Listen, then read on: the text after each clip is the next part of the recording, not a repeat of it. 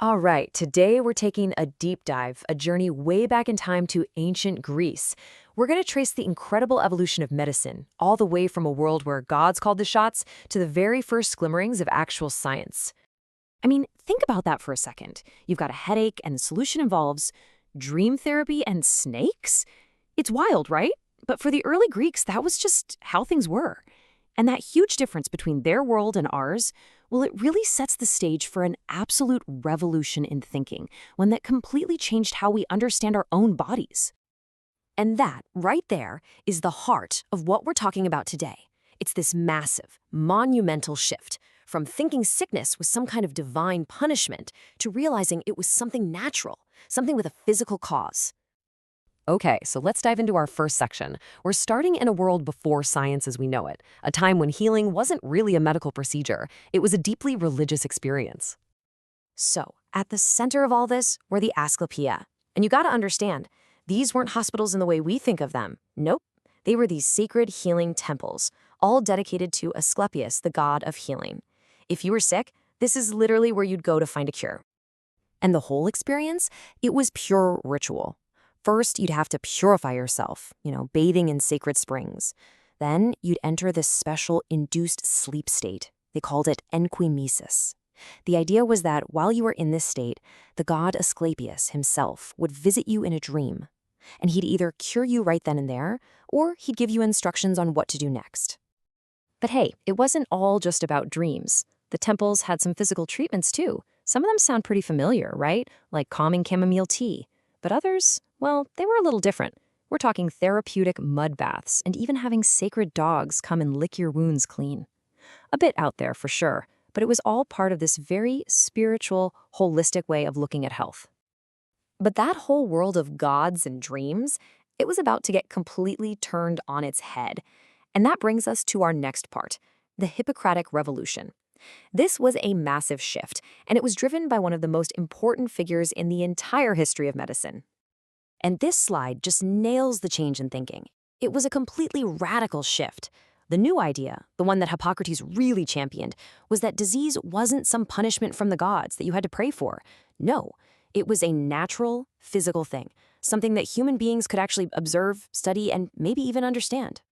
And here's the argument that was basically the knockout punch. Hippocrates, this father of modern medicine, pointed out something so simple but so powerful. He said, look, if every single disease comes from the gods, then why would a physical medicine, like an herb, even work? Why would it have any effect at all? And that one question, bam, it basically broke medicine away from pure religion for the very first time. And to really cement this new way of doing things, you get the Hippocratic Oath. I mean, what a revolutionary text.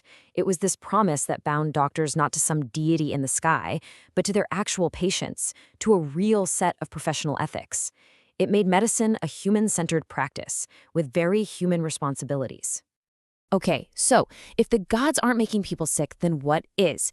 This new, rational approach to medicine desperately needed a theory, a new framework for understanding the human body. And what they came up with was this, the humoral theory. This was the big idea, and it was pretty elegant. It said that your health depended on a perfect balance of 4 bodily fluids, or humors.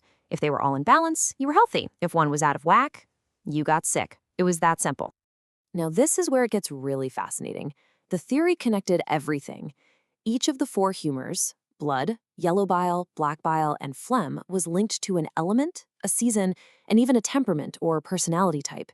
It was this beautiful, interconnected system that basically said, hey, the human body is just part of the natural world. But, and this is a really big but, this theory was deeply, deeply flawed. Why? Because it was based on philosophy, not really on observation, and it had some major blind spots, especially when it came to female anatomy, which was pretty much just seen as an inferior version of the male body. And this leads to one of the most creative ideas they had, the wandering womb theory.